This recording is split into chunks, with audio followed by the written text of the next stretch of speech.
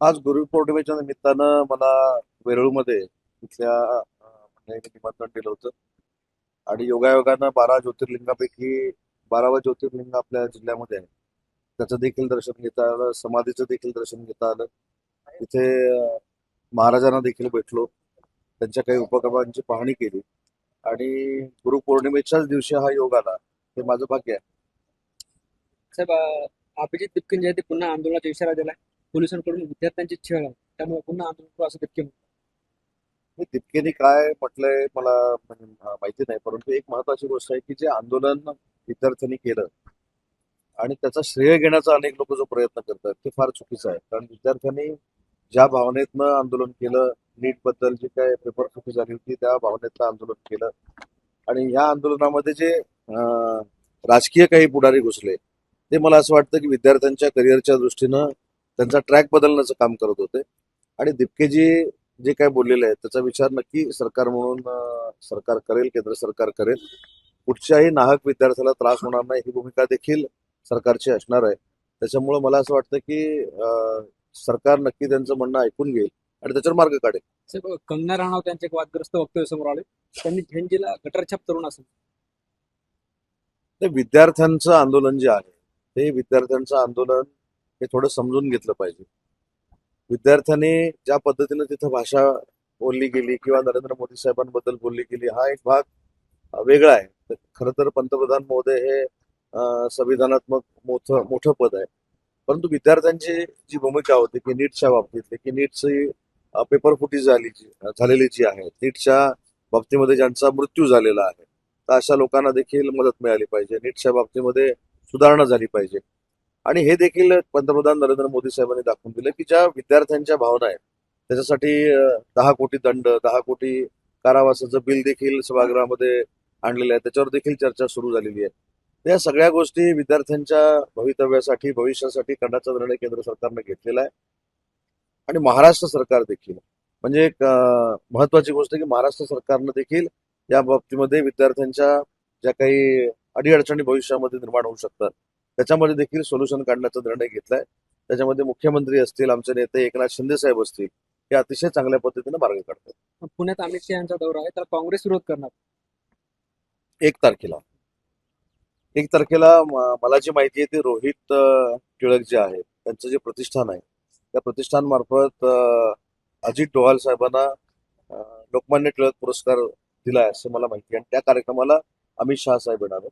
तो एका स्वतंत्र संस्थेचा कार्यक्रम आहे आणि त्या संस्थेचा कार्यक्रम असताना आणि लोकमान्य टिळकांच्या नावानं असणारा जो पुरस्कार आहे तो द्यायला स्वतः अमित शहा साहेब येत असताना काँग्रेसनं त्याला विरोध करणं किती योग्य आहे हे आत्मचिंतन काँग्रेसनं करणं गरजेचं आहे.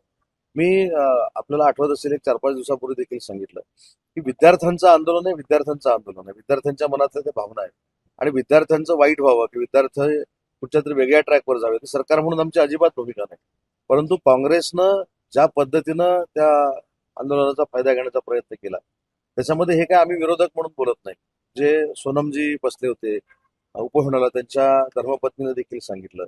एवढंच कशाला अरविंद केजरीवाल देखील बोलले की राहुल गांधी ज्यावेळी नरेंद्र मोदी साहेबांच्या घरावर गेले त्यावेळी देखील सांगितलं. त्याच्यामुळे काँग्रेसनं स्वतःचं अस्तित्व टिकवण्यासाठी विद्यार्थ्यांच्या खांद्याचा वापर करू नये ही आमची स्पष्ट पद्धतीची भूमिका आहे. साहेब, आज जरांगे पाटलांनी आंतरवाली सराटीत बैठक बोलावली.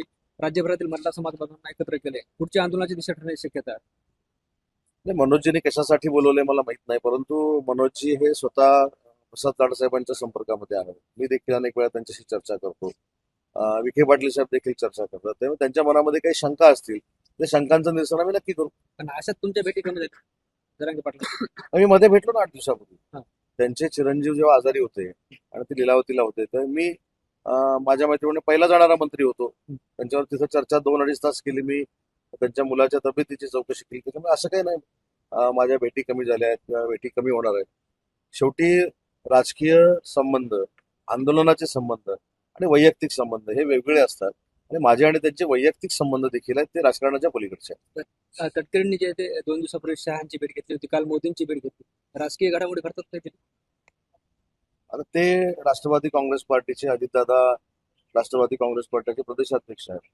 त्यांची काही स्वतःची विकास कामं असतील, मतदारसंघातली कामं असतील, किंवा राष्ट्रीय अध्यक्ष सुनेत्रा वहिनींनी अमित शहाबरोबर काही पक्षाच्या संदर्भात चर्चा करायला सांगितलेली असेल त्या माध्यमातून ते भेटले असतील, बोलले असतील. सर पाटील कंगना यांच्या वक्तव्याची चर्चा सुरू आहे ती म्हणतात की शेतकऱ्यांना त्रास झाला चालेल मात्र उद्योजकांना त्रास होतो नका असं एक वक्तव्य तुम्ही कसं बघताय? ते शेतकरी हा बळीराजा जो आहे हा आपला देशाचा राज्याचा कणा आहे, तो आपला अन्नदाता आहे. त्याच्यामुळे सगळ्यात प्रथम काळजी ही आम्ही सगळ्यांनी शेतकऱ्यांची बळीराजाचीच घेतली पाहिजे. आपल्याला एक कायदा सांगतो, ज्यावेळी पाणी टंचाई होते तेव्हा पहिलं पाणी आपण कोणाला द्यायचा निर्णय घेतलाय तो शेतकऱ्यांना, म्हणजे माणसाला पाणी द्यायचा हे घेतला. ते पिण्याचं पाणी असेल, शेतीचं पाणी असेल.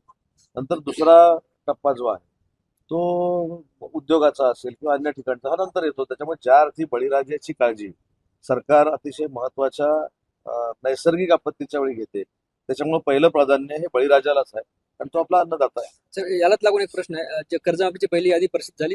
उदाहरणार्थ एखाद्या शेतकऱ्यावर 1 लाख कर्ज असेल तर यादीची परिस्थिती झाली तर 80,000 कर्ज दाखवण्यात आले, मध्ये 20,000 कोण भरणार असा प्रश्न उपस्थित होतो. नाही, या संदर्भात मला देखील आता एक दोन फोन आले होते, म्हणजे मी गाडीत असताना देखील फोन आले होते. मी स्वतः कृषी मंत्री महोदयांशी या संदर्भामध्ये बोलणार आहे.